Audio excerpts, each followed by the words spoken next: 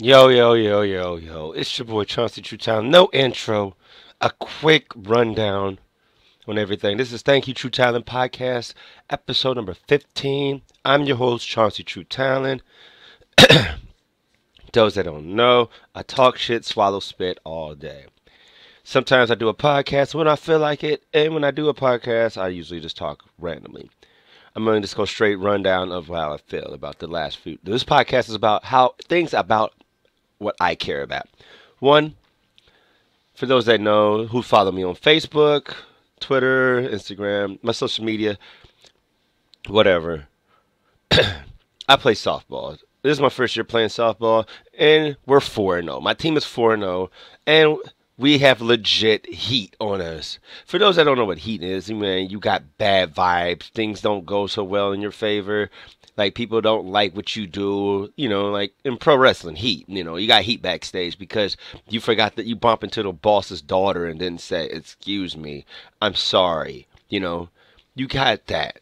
So, right now we got legit heat because apparently I said my homeboy in the game we was playing against a team that we know we will win.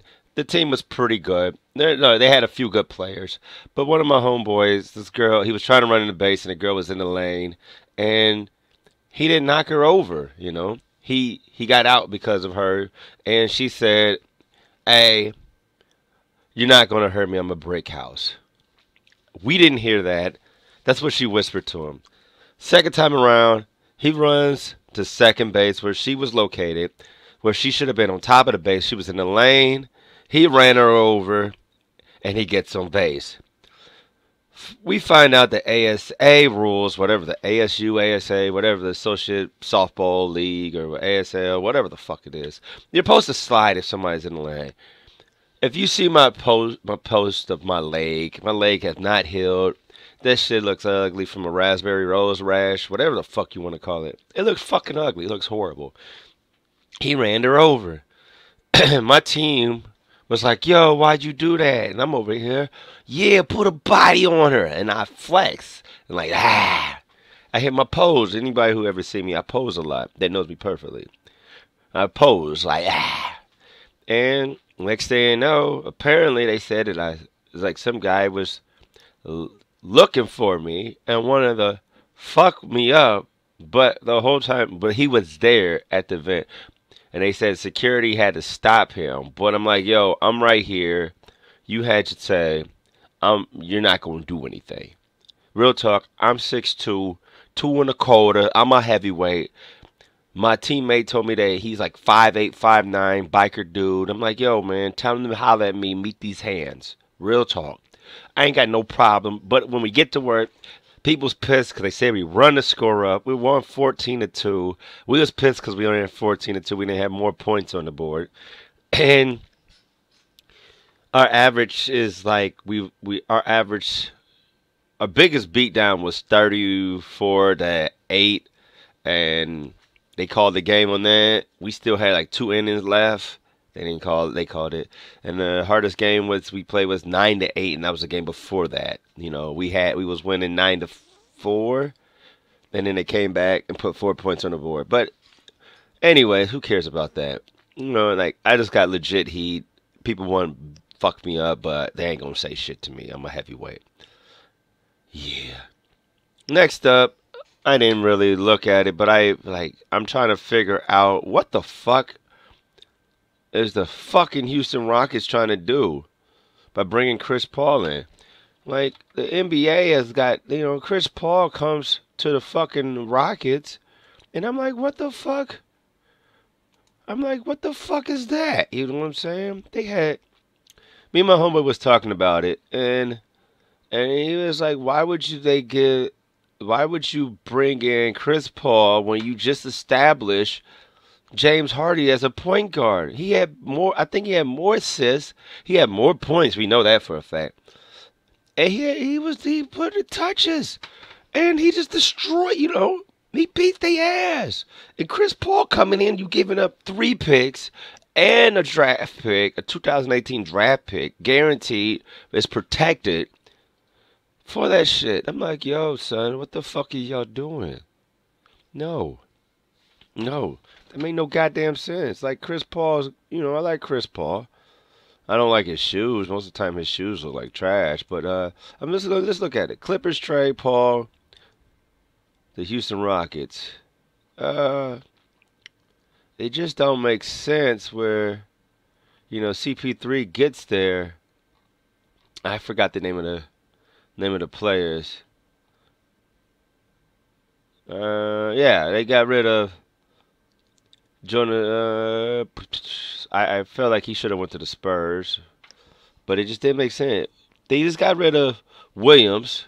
Which Williams is it? I don't watch basketball like that, but they got rid of Williams, who was 2014, 2015 six man award, six man of the year. They got rid of a six man. They got rid of a new player. They just got their Deckers and 18th picked in the 2015 draft. Uh, and they got rid of a draft pick and somebody else. But Houston also did pick up and acquire. They got Ryan Kelly from Atlanta and Tim Quarterman from Portland. And this damn dog next door, I'm gonna chop the shit out of that bitch. I just felt that it was just stupid. I'm not a big. I just don't feel like that was a good drive. You got rid of a six man, and you got rid of a future star and a draft pick for a nigga who's going to play Chris Paul, who's going to come in and play in the one after you just establish, man, this motherfucking dog, I'm going to beat the shit out of his ass. It ain't even my dog. I ain't even got a dog. It's my neighbor dog. This motherfucker just making so much noise, punk bitch. All right, but like I was saying, you got Chris Paul coming in playing the one. He's not going to play two. You got Hardy playing the two, which made no sense. And the rumor is that Carmelo Anthony's trying to get there for the play, and Melo get there to play the three because he's trying to opt out. He's trying to get New York to opt out.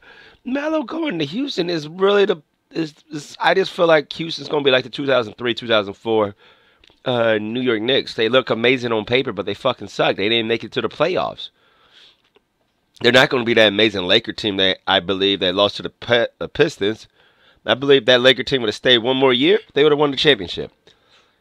If Carmelo would have stayed one more fucking season for the league minimum, they would have won the championship. Peyton would have stayed, they would have been amazing. But no, that old man said, he ain't used to be. And I think Chris Paul going in there is pointless.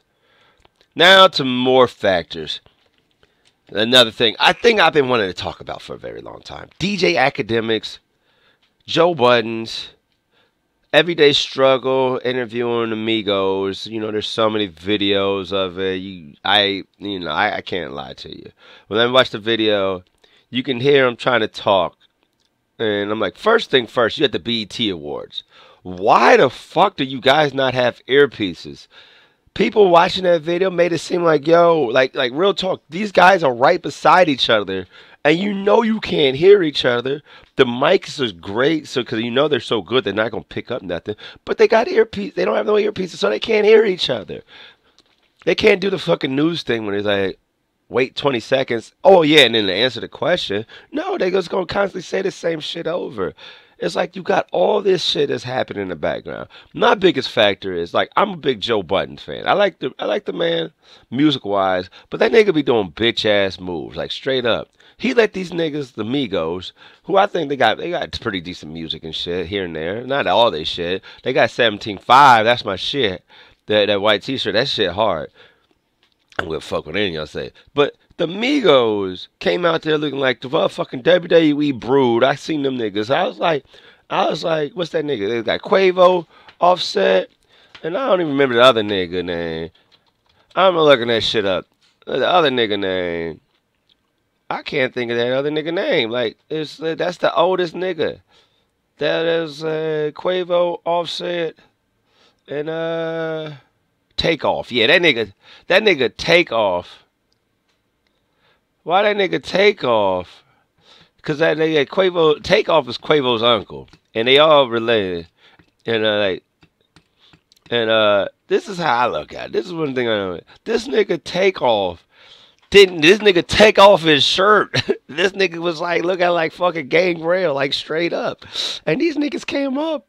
Like he said, Budden said, wrap it up. Because you could tell that he didn't want to fuck with these niggas. You can just say how the way his body language was like, yo, fuck these niggas. And this nigga get up. This is the thing that pissed me up. This nigga get up like in the middle of the interview, drop the mic, run off. And these niggas, like real talk, these niggas got up. These niggas got up like, yo, what about what's good? Let's do this motherfucking thing. And you see Budden say, you see Joe Budden's hands going up and say, no, it ain't like that. Like, nigga, you just disrespected us. Real talk. Them niggas should have beat that nigga ass. That bald head motherfucking milk dud motherfucker should have got that nigga ass beat. Real talk. And this is what made me really mad about it. This nigga is on social media dissing his co-host, saying he set it up. And I can understand this nigga, man. Call this nigga pussy and shit. But I'm just saying, nigga, you say you can whip all three of them niggas' ass. And now, you know, you already, apparently you said them niggas was garbage. You didn't like them niggas. And then, you should not even been, if you didn't like them niggas, you shouldn't have been like, yo, fought with your producer and say, I ain't fucking with these niggas. I ain't doing nothing. I'm not going to do an interview with them. Academics can do it, not me. And could have been like that. But apparently this nigga, Joe Budden, he's on his mood music shit, and he need to find a new girl because he's getting very moody and shit. And he might need a Xanny bar or a volume or some shit. Just don't understand this nigga Buttons. I don't even understand how this nigga is so relevant. Even though I used to love his music. Pump it up. Gotta stay focused, man. Oh yeah, and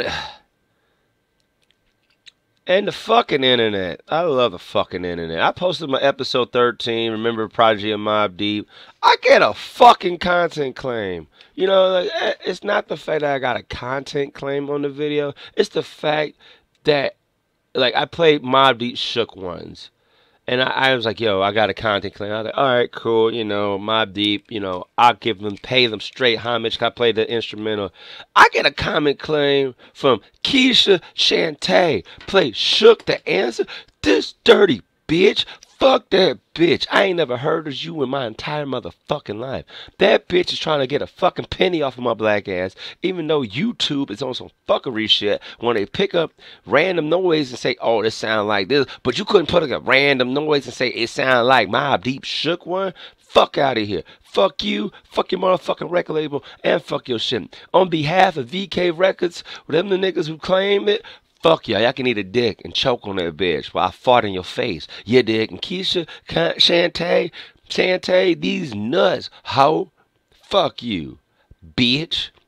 And this is the Thank You True Talon, episode 15 for June 29th, 2017.